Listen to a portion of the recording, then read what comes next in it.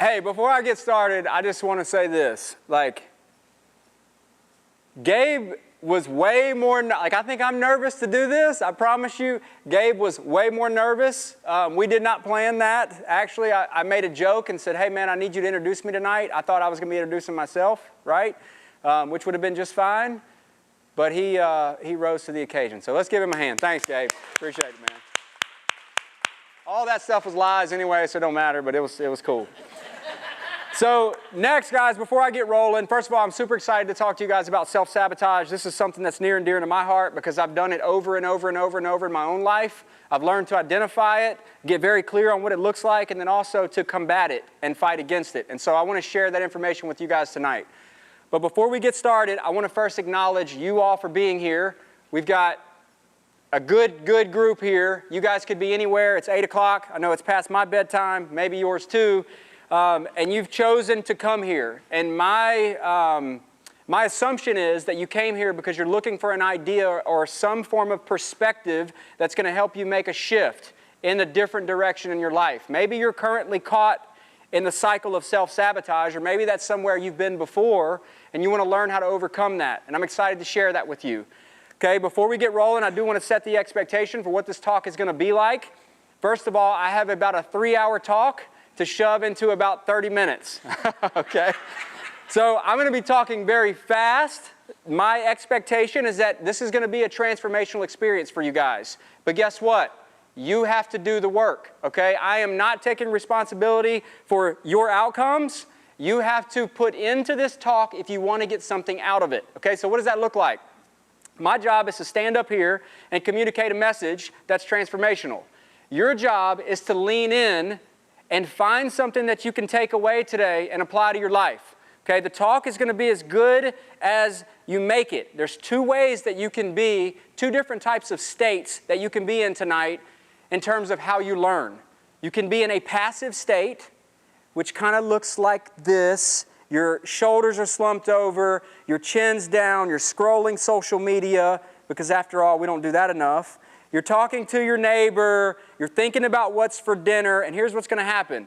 This information is going to go in this ear, it's going to rattle around in your brain, and it's going to fall out the other side, and there's going to be very little transformation or application. Does that make sense? If that makes sense, say yes. Yes. All right, we're off to a good start. The other way that you can learn is you can be in an active state. An active state looks like this. Chest is tall, you're locked in on what I'm saying. You came here tonight expecting something to happen, right? And if you come here expecting something to happen, we get what we expect. So guess what? Something's going to happen. You're not on your phone. You're not talking to your neighbor. You're locked in right here, present in this moment. Is that cool? Can we do that? If so, say yes. Yes. Man, y'all are good. I like this. This is good. I'm fired up. All right. So cool. So the other thing is I want you to know that really how you do one thing is how you do everything. You guys ever heard that? So if you're in here and you're not fully engaged and you're passively learning, then you're probably passively doing other things in your life too. And you're probably not getting the results that you want to get in that area. Okay, so I really want to drill this down tonight. I'm going to ask you guys to participate. I'm going to call on you. I'm going to get you to take notes. So be ready. I see you smiling. You ready? All right. All right, so I want you guys to participate because here's what I know about communication. If you're involved in the conversation, you're going to get it. If this is just me up here spewing a bunch of ideas at you guys, you're probably not going to get it. Does that sound fair? Yeah. All right, so let's talk about the topic of self. That's like a lot of housekeeping stuff that we had to get out of the way. Now we got that out of the way. Let's talk about self-sabotage. So what is self-sabotage? Basically, it is behaviors that we do, actions that we do or don't do that undermine our goals. Okay, now you might say, well, Jay, it doesn't make a lot of sense to me. Why would anybody do actions or not take action if they know that it's going to undermine their goal? Okay, but we all know people who have done this. We all know the person who got super excited about a weight loss journey and they got plugged in and they lost a bunch of weight only to gain it all back and some. We all know the person who built the business of their dreams and rise to the top only to burn it all down. Right? Does anybody know? Anybody that's done these things? We all know the person that got sober and then relapsed and destroyed all of their progress. We all know the person that got in the relationship of their dreams and somehow, with no logic, they destroyed it. And it leaves you wondering, like, what is happening here? And it's self-sabotage. Now, what I'll say about self-sabotage is this is a very deep psychological condition that I don't have time to teach you all about, and frankly, I don't know all about. But I'm going to give you 7 behaviors or reasons why people self-sabotage, and then I'm going to give you 7 ways that you can combat self-sabotage. Now, Jay, say, why 7? Why 7? Because it's my talk, and I get to pick the number. It might be 6, it might be 12, it might be 4. I don't know, but it's my night, so I get to say 7. Plus, there's just something about, biblically, I think 7 is a special number. Right? So this will be the holiest talk that you ever heard. Also, I want to ask your permission to use notes, okay? Because I mean when I say this is easily a 3-hour talk. And I'm going to try to condense this way down into 35, 40 minutes. So is it okay if I'm human and I use notes? Yes, sir. All right, perfect, good, because if not, this will be a train wreck. All right, so I want you to open your notes because I know that everybody in here has a notebook and a notepad. I'm not going to call anybody out if they don't. On one side of your page, I want you to write 1 through 7. And then I want you to skip 2 lines and write 1 through 7 again. And I'm going to spill all the Kool-Aid before we even get started. I'm going to give you all the content and ruin the fun. And then I'm going to call on you to help me stay on track. Okay, so number 1 is past trauma. Write these down. Number 2 is lack of awareness. Number 3 is low threshold for resistance. I can't spell that one that fast. Well, you're coming to the wrong person if you need spelling help. I'm not the one to help I know you. how to spell it. Yeah. Number 3 is low threshold for resistance. Or another way to put this is low pain tolerance. I probably should have said low pain tolerance. That's a little easier for all of us Batesburg school graduates. All right, number 4, we refuse to get honest.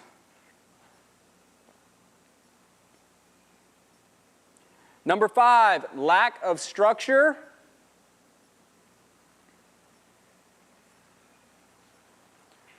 Number 6, dysfunctional environment. I don't know how to spell that either. I do. All right. It just All right, number 7, no clear vision.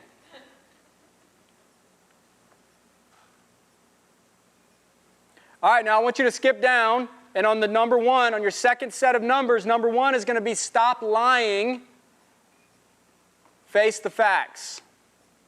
It's number 1. Number 2 is create. Wait. All right. Number 2 is create and operate from your future self.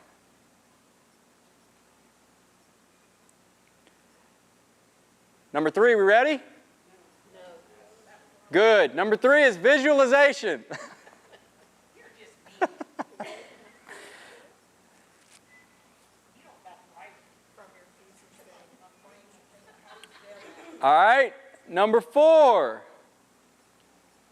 build mental resilience.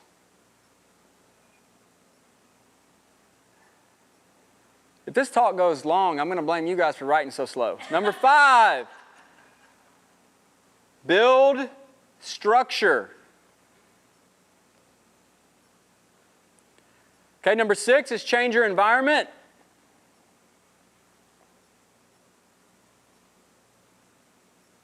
And number 7 is hire a coach.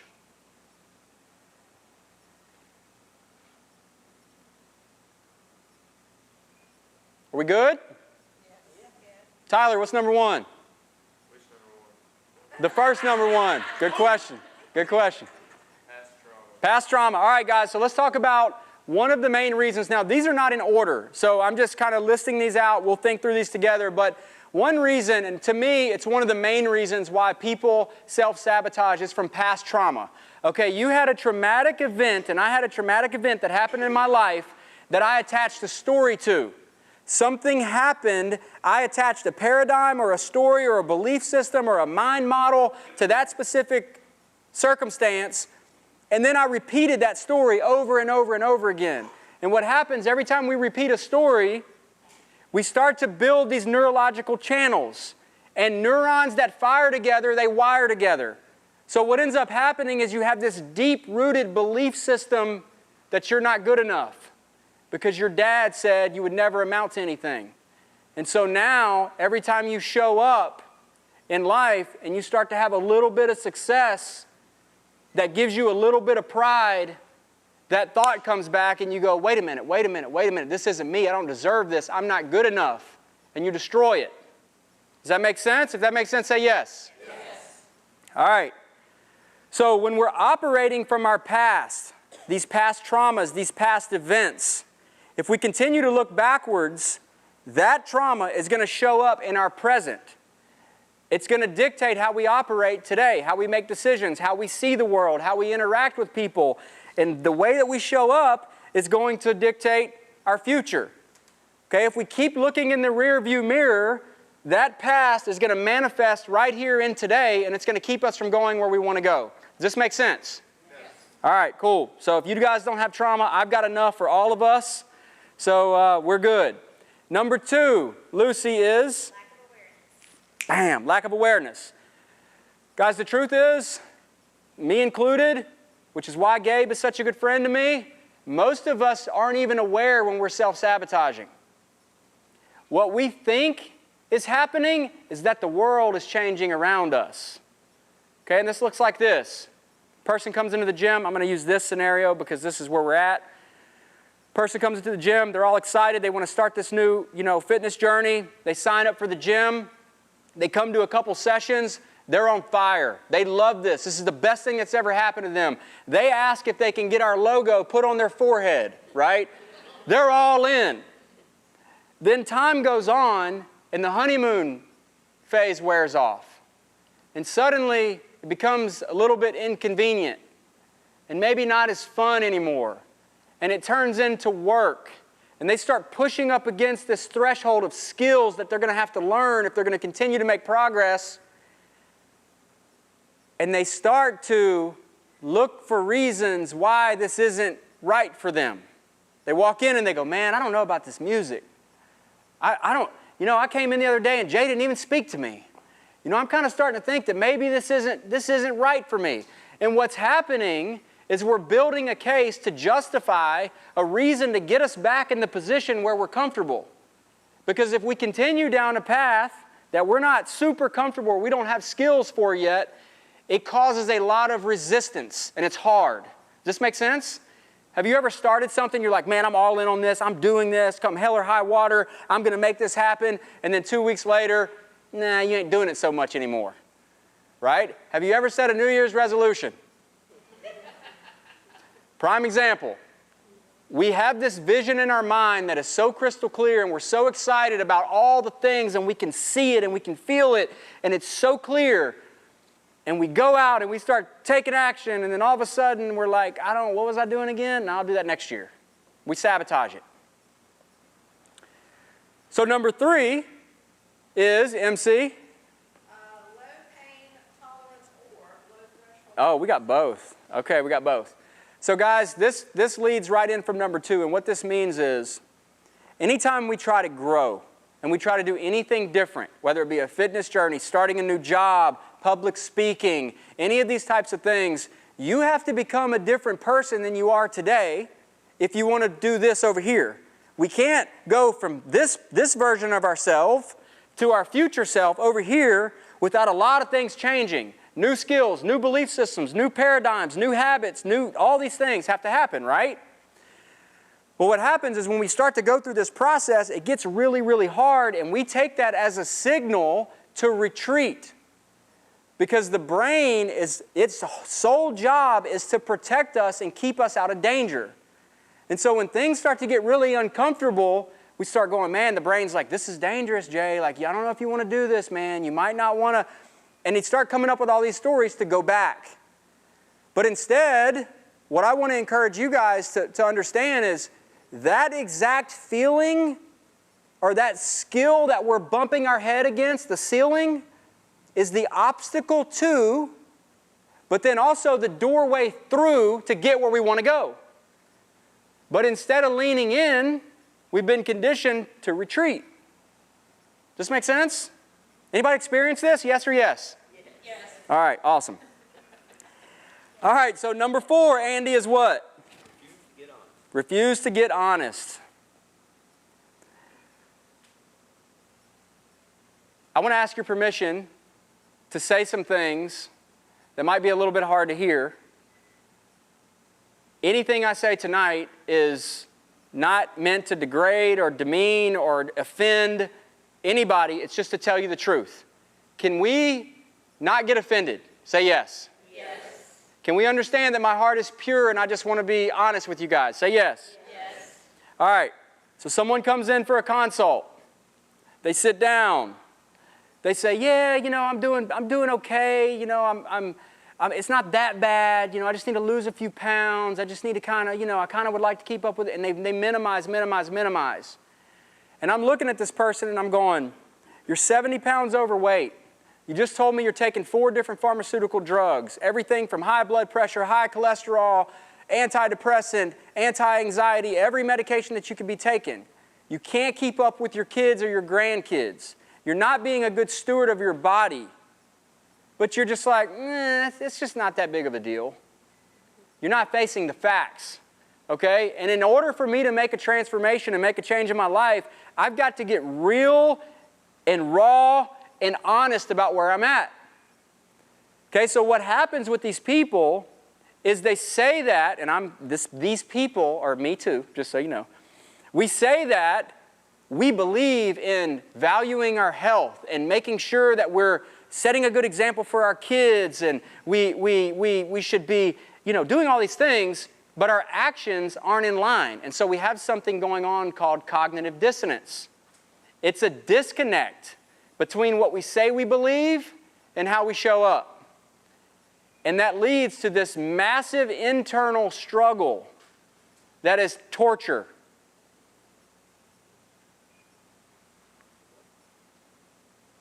So we'll talk about getting honest. Number 5. Remind me your name, buddy. One more time. Yes. Rob. Rob, you got number 5 for me? Or are you going to lean on Lisa? I am. All right, good. Lack of structure. All right, cool. So what I found after coaching for years and basically having my own head in my behind for so many years, that part of the reason why we struggle and we self-sabotage is we don't have any structure around our life. We approach life haphazardly. We fly by the seat of our pants. We wake up, we grab our phones, and we start scrolling and looking for the next piece of news or whatever it is. There's no structure. So we don't have rhythms or patterns in our life that keep us from self-sabotaging. So like a ship with no rudder, what happens? We just get pushed around. When you don't have habits or routines, you're just victim to what everybody else wants you to do, right?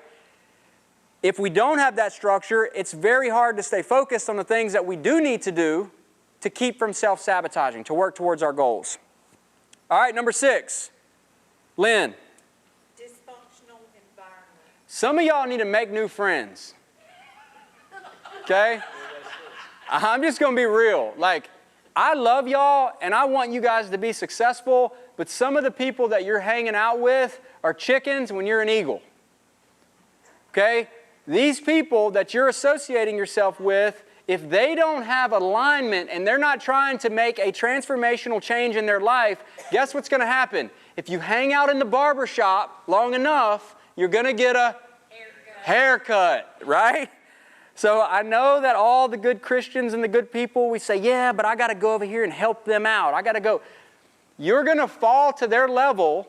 They're never going to rise to yours. Okay, so when you start to make changes that are already super hard, whether it be improving your mental health, improving your physical health, learning new skills, stopping self-sabotage, but you're hanging around a bunch of people who they're not in line with those goals. They're not there yet. It doesn't make them bad people. It doesn't mean you need to like be rude to them and, you know, whatever. They're just not where you're at. And if you're not careful, they're going to cause you to self-sabotage. Because here's a little hint. And most people won't tell you this, but this is an insider secret. Your success sheds light on their inability or unwillingness to do what they need to do in their own life.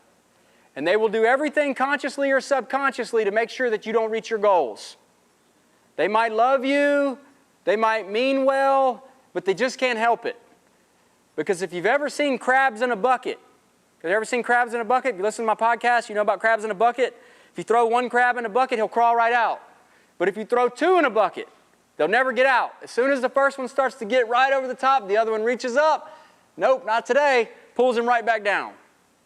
And I see this a lot in marriages, which don't leave your spouse. Okay, you can't do that. But I see a lot of people get super excited about making a change in their life, and they come and they sit down and they're all fired up, and then the next time they come in, they're like, yeah, you know, my husband or wife or whatever, they're just not really on board with this, and I just know right there this isn't going to work. It's just not going to work. That's heavy. You guys are going to have to like update your Facebook, clean out some stuff. I mean, all right. Number 7 is no vision. Okay, a big problem with our society today is that we spend too much time on this thing, and we never take time to sit down and think. Somebody, Earl Nightingale or one of these guys, said, the hardest activity to do is to think, which is why so few of us do it. Okay, and it is so true. We have so many distractions. We're constantly being bombarded over with social media and email and text messages and calls and all these different apps that we never take the time to sit down and go, man, you know what? What do I really want? What do I really want for my life? And so we just get pushed around from this thing to that thing with no clear vision. And if we're not absolutely clear on our vision, the Bible says, people with no vision shall perish. And I don't know what perish means in Batesburg, but where I'm from, it don't sound good. Okay? All right. Do we now have a good frame around why we self-sabotage? Say yes. Yes. Awesome. Now let's talk about how we overcome it. Okay, number 1 is stop lying. All right, so the truth will set you free.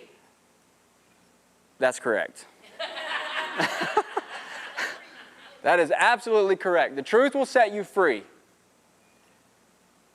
But so few of us are willing to really get to the place where we tell the truth. We either lie flat out, we lie by omission, we just don't happen to mention that other thing that probably we should mention, and we don't get radically honest about where we are today. The biggest thing I could do, however many years ago, when I'm sitting in front of a judge and he says, juvenile life, because I have 3 felony drug charges by the time I'm 16 and I'm looking at doing until I'm 21, is get radically honest about where I'm at. I could no longer blame. I could no longer say it was the weather or the president or the economy or any other reason, my parents, the way I grew up. I had to go, you know what, I got myself here.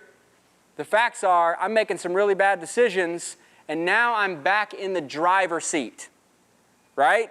As long as we live in lies, it gives us the permission to be a victim, and we get to point to all the other reasons why we're not taking control of our life. But when we really get radically honest, it leaves us no choice but to do what? Take responsibility. All right, so when I coach people, it's a delicate dance, but I'm always trying to get them to expose themselves a little bit more. Because all of us are like onions. We've got all these layers that we built up over the years, trying to protect ourselves, trying to protect our ego, trying not to be exposed. And if I can just peel those back and get to the raw inner core, that's where the magic can happen. And I would argue that that's the only place that real transformation can happen. All right, so this is probably my favorite part of this talk. Number 2. Wally, what's number 2? Boy, I got to put back. I think it's something else, sir. That's all right, good, man. Create and operate from your future self. Yes. All right, so here's how a time model works. Traditionally, we have our past over here, we have our present right here, and we have our future over here. Does that make sense? Okay, what most of us do, we stand in the present, but we operate from the past. All of the stories, beliefs, things that all of this garbage is how we make decisions today. Okay, but your future self model looks like this. You hop over here and you say, if I were the person that I know that I'm called to be and want to be and would be proud of, how would that person show up? And then they turn around and they act in the present as if they are this person. Okay, so for me, I go, hey, you know what? If I was my future self, I would value my health and fitness. I would be lean, I would be fit, I would be confident. Well, how do I get there? Well, I better show up and work out. I better eat food to fuel my body and not for pleasure, right? I want to have a great marriage where we're happy and more in love today than we ever have been. Well, how do I do that? Well, I better nurture my relationship. How would that guy do that? And we show up like that. Does this make sense? So now, once you've created your future self and you've got so crystal clear on what this person looks like, you can judge every habit or decision off of that. Am I operating from my past self? Man, I really don't feel like going to the gym tonight. Jay's probably playing some crazy music. The air conditioner's probably going to be too high. The wind's blowing. The cats are running around outside. Probably going to jump on my car. All these things. You get to go, where am I operating from? Am I operating from my past self? Or am I operating from the place that I want to be? Okay, I better get my ass to the gym if I want to be my future self. Is this good? Yes. I'm telling you, I don't care if it's good for you. It's good for me. This has changed my life. And I, on a regular basis, sit down in the morning during my quiet time, during my prayer, whatever, if I'm in the sauna or doing whatever I'm doing, I'm visualizing. And I don't mean like just, I mean I'm like squinting my eyes. I like envision a cartoon character that has lasers shooting out of his eyes. Like I'm really thinking hard about what this dude looks like. How does he show up? What's his attitude? How does he carry himself? When he talks, how does he communicate? Does he block out time for his kids? Like all this. Now I have a very clear picture of how I need to operate my day. Now, do I miss the mark? Say yes. Yes. Do I miss it every single day? Say yes. Yes. It's a tool. It's never going to be perfect, and it's going to change. My future self changes all the time. A lot of times I think I want to be this, and I'm like, you know what? That just isn't me. I thought that was it, but that's not it. So it is able to be changed. Okay, now, here's the other really powerful part of this is not only do we want to operate from here and not from here, that would not be a complete process.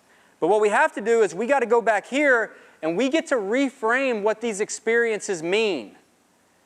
Okay, so I could easily say, man, I grew up in a tough environment where everybody did drugs and it wasn't loving or nurturing and I was abandoned by my mom and I didn't have a dad and I could do all that. You think that's going to help me show up as my future self? I like super self too. Yeah. My super future self? The answer is no. However, if I go back over here and I go, you know what, man, thank God that happened to me because I have a level of awareness now that I would never have if that didn't happen to me. I now know and I have a sense of resilience and the ability to navigate really tough situations because of that now is going to show up and help me to be more powerful in my future self. Because I had to go through those really tough relationships and conversations and all that, now I'm more equipped to help the people that God puts in front of me to help. It's up to us. You can frame that however you want. But most of us have not learned how to do that, and so we're still walking around kind of limping from our past injuries that we have, the traumas, and it's not letting us transfer into our future self. All right, so I hit on number 3 already, but what's number 3, Levita? It's a lot. It's a mouthful. The subconscious mind does not know the difference between real and a thought. Now, I know this is going to sound for some of you guys that it's going to sound kind of woo-woo and but I'm telling you there's science behind this. The only way to change your subconscious mind is to reprogram it. The reason we're self-sabotaging is because of our subconscious mind. It's things that we're carrying in our subconscious mind that continue to cause us to show up a certain way. Well, how do we fix it? We got to reprogram it. Well, how do we reprogram it? Something called visualization or auto-suggestion. It's the same thing. And the way that works is you sit there and you intensely visualize the person that you want to be, and you intensely visualize the new story that you have for yourself about these past traumas, and you take it one step further, you verbalize who you want to be. I'm lean, I am fit, I am confident, I'm an amazing speaker. Every time I open my mouth, people's lives change. I'm a great father, I'm a great husband. And you do this with intensity, and then you sit there and you meditate on that. I'm telling you guys, before you know it, your subconscious mind starts to go, I think I believe this guy. I think he's lean, I think he's fit, I think he's confident. And you'll start to show up that way. And if we show up that way, guess what? We get that result. Does this make sense? Say yes. Yes. All right, number 4 is Marcia. Yes. I'm just going to say this as nice as I possibly can. This society is soft. I am like, my son,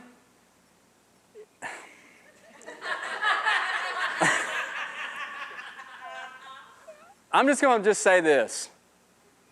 I make him go outside and get off his tablet and go scrape his knees up and pee in the backyard. Like, we're doing all that stuff, okay?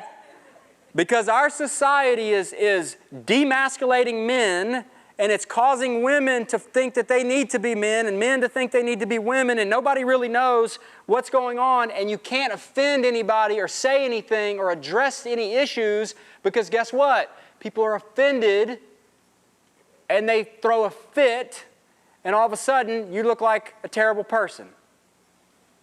Okay?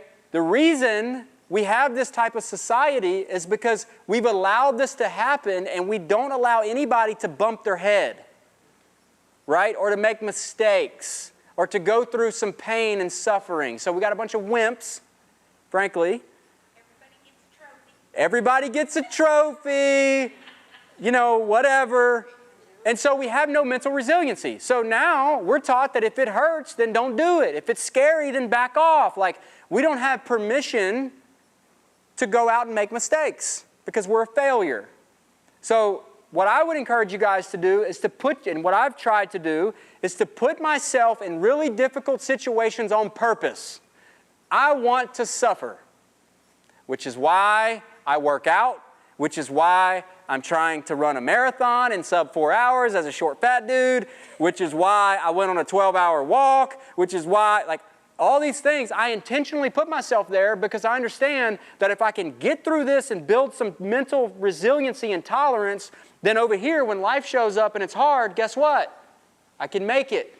Otherwise, if we don't do this, every time the first little sense of resistance or the little bit of pushback comes, we're going to destroy all of our progress. We're going to retreat back to what we know, and what we know didn't get us where we want to go. Yeah? All right, number 5. Penny. Build structure. All right, so I hit on this a little bit, but I want to really drive this home. If we wake up and we don't have a schedule or things on our calendar that we're doing each day. Now, I understand if you're retired and you stay home and you don't have a lot of things, that's a different situation, okay? But even then, we've got to have purpose in our life. And if we don't have purpose or anything that we're doing to grow, to change or to contribute, we tend to just kind of wither away, right? We tend to fall into depression. And so what I've found for my own personal life and for the people that I coach is it's really, really helpful to build structure around their life. What time do you wake up every day? What do you do when you wake up? Do you have a morning routine? Do you take time to journal and spend time with God and reflect on who you want to be and visualize? Or do you just start pouring coffee down your throat, hit snooze 4 times and go off to work and start putting out fires? That is a reactive state. It's a state of scarcity, not a state of abundance. However, if you take a few minutes the night before and you map out the things that you need to do the next day, and you wake up and you take all the guesswork out of that, and you just show up. Hey, what's on my calendar next? Morning routine. Cool, that was great. What's next? Got an 8 o'clock meeting. Okay, did that. What's next? Now we don't have any room to deviate into self-sabotage. And we also feel really, really, really accomplished. If you've never done this, I encourage you. It doesn't even have to be on like a digital calendar like I use or whatever. Take a piece of paper and write out 8 o'clock what you're going to do, 9 o'clock what you're going to do. Make it a checklist. And when you get done with the end of that, you will feel so accomplished. You'll look at that and go, holy crap, like how did I get more done in one day than I've gotten done in the last month? It's because you have structure and intentionality. Does this make sense? Somebody's going to say no soon. I'm just waiting on it. But no. All right, good. All right, number 6, Frida. Change your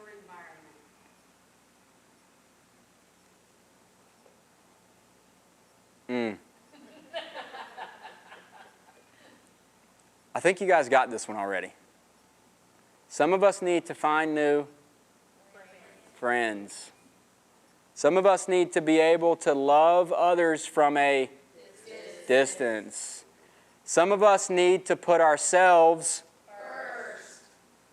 Am I preaching?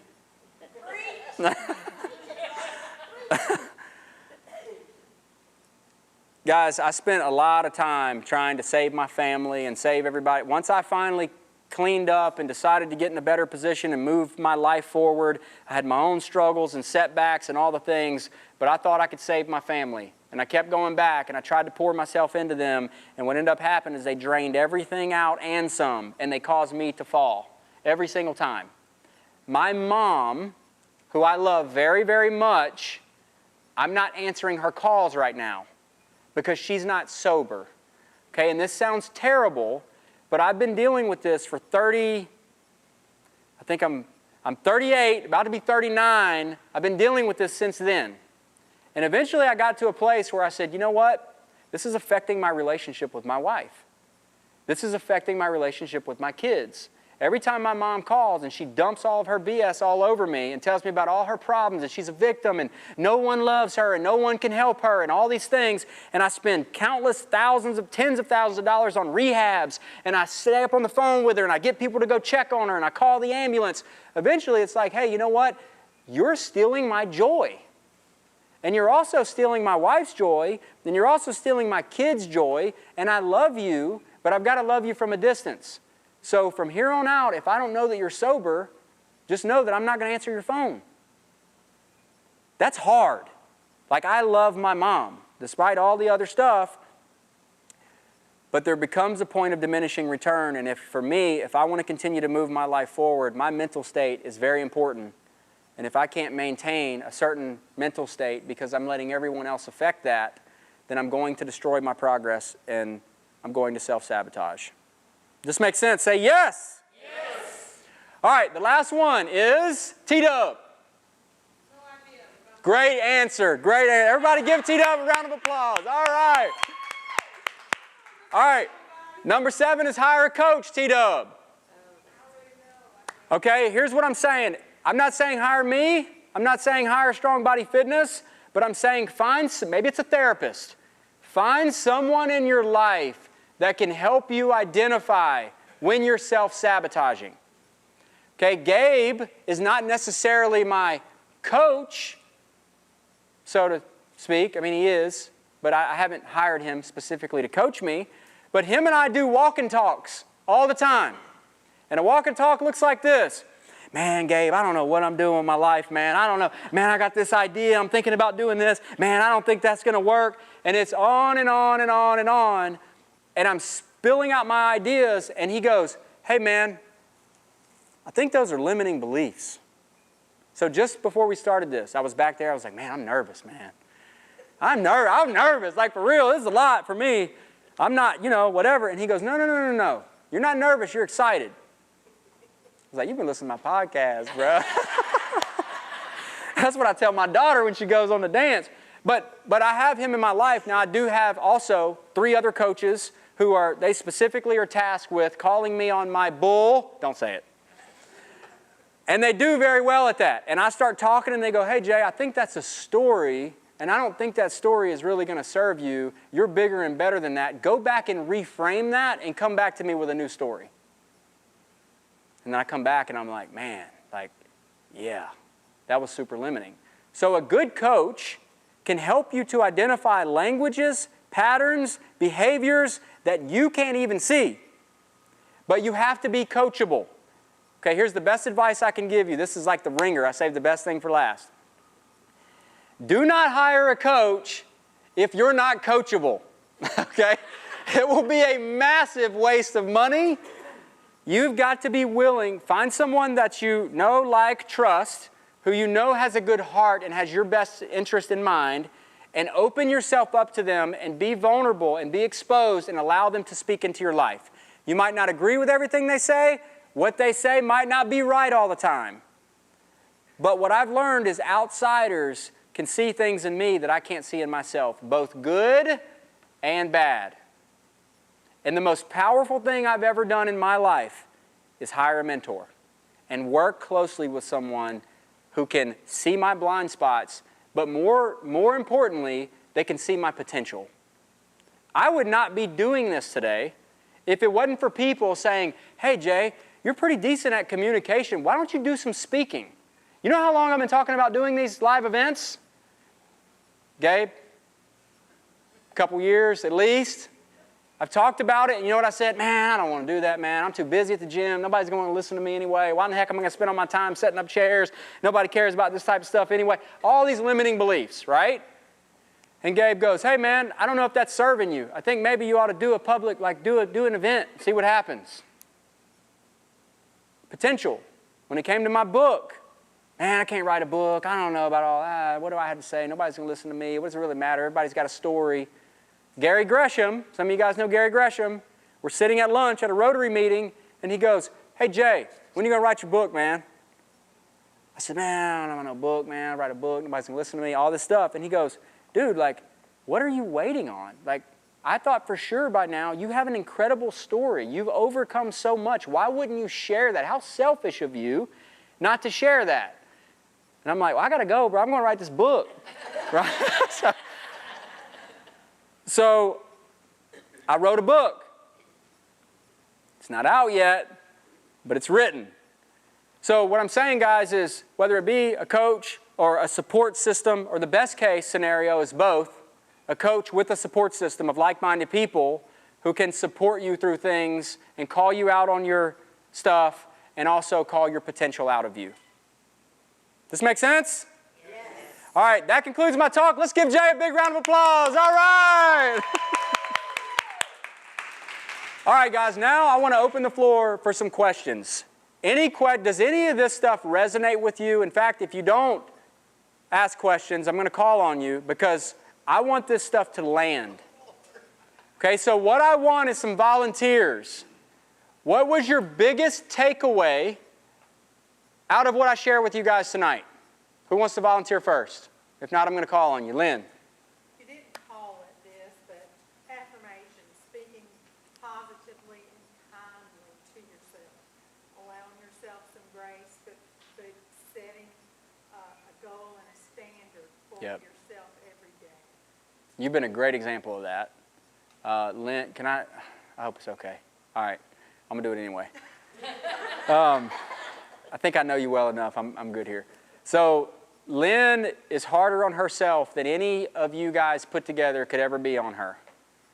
Okay, she expects more from herself than any human being should ever expect from herself. And as a result, she puts all this external pressure and it's never good enough, right? No matter what she does, no matter how well she does, it's never good enough.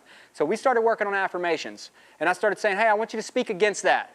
Whenever you think you're not good enough, I want you to say, I am good enough. And she developed some affirmations, and she started saying those, and she's come back multiple times. She's gone, man, like, by the way, guys, this is not my idea, okay? I wish I could say this is my idea. This has been going on for a while now. The Bible talks about it. It's a pretty, at this point, well-known thing. But she started to speak against all those negative self-limiting beliefs. And the result was, Jay, I'm kind of starting to like myself a little bit more. I'm kind of starting to feel a little bit better about where I'm at. Is that fair to say? And she cries every time she talks about it. It's a beautiful thing. But it's awesome. Affirmations are super powerful. It's visualization and affirmations. Think about it, say it. Think about it, say it. That's how we're going to destroy those beliefs. All right, biggest takeaways. Levita. Act like you want to show up. Act like you want to show up. What does that look like for you? Well, I mean, we all know where I started. Right? And I was always walking around trying to pretend I wasn't there. Yep. And now I'm there. Yeah. I am totally Oh, you're all here. Everyone knows you're here, Levita.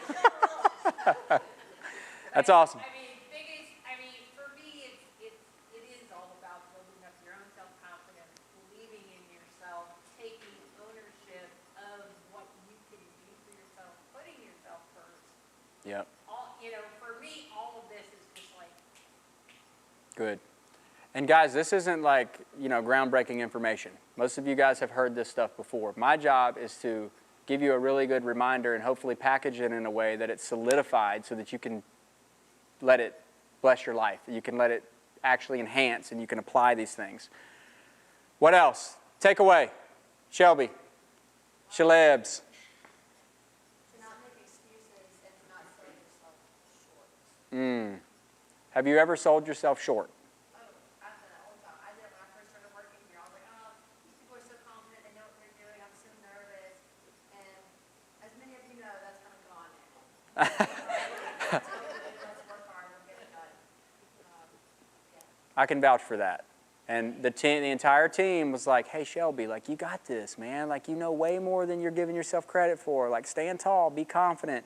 And you've come around and you're doing that now. So that's awesome. All right, big takeaways. Who else? MC. Schedules leave no room for self-sabotage. Idle hands make the devil's work. Yeah, see, I was going to say that, but I wanted to give you some, you know what I'm saying? Yes, very, very good. So that means we've got to put things on our calendar that are important. We can't just wake up and just let things happen, right? Because if we do that, we're going to go the path of least resistance, which is always towards self-sabotage. You, big takeaway, Tyler. Oh, I got a question.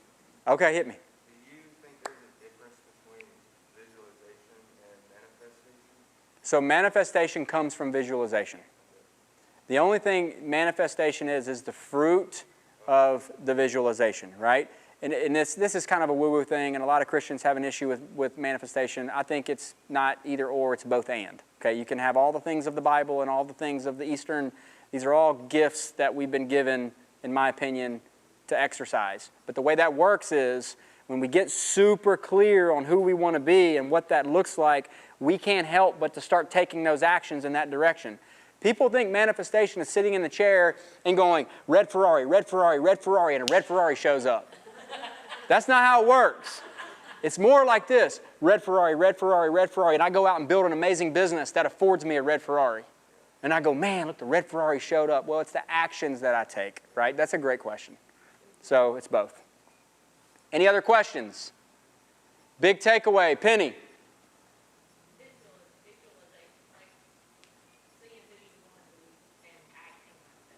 Yeah. So my mom says all the time, I don't know what to do. I'm overwhelmed. I don't know what to do. And I said, okay, well, if you did know what to do, what would you do? Well, I would call this person and I would do this. Okay, great, then go do that. Right? Like, we know what to do. We just got to ask the right questions. So if we're acting as if we know what to do, all of a sudden, the answers come. Presley, biggest takeaway.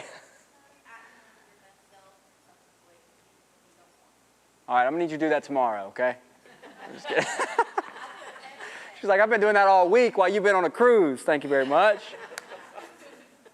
All right, Josh, question, big takeaway. The big takeaway for me is I can get my ass out there doing it. Let's go, man. All right, I can go with that. So taking action. I appreciate this because this is what I need. Good, man. Got to get my ass in there and do it. Now, Good. that's not the way I speak, but I just need to hold myself accountable. Yeah. And you can do that by operating from your future self, right? Cool. Anybody else? Okay, I do want to let you guys know a couple things. One, I'm going to be doing these periodically. We're going to have different topics. It's going to be different formats each time. I don't know the dates, but I will say that I'm really serious about promoting these things and getting people in. When Gabe and I are doing our walk and talk, I'm talking to him about, man, I really want to contribute more to it. I'm not in here every day anymore. I'm not doing sessions anymore, and I'm trying to push the business forward and keep everything together.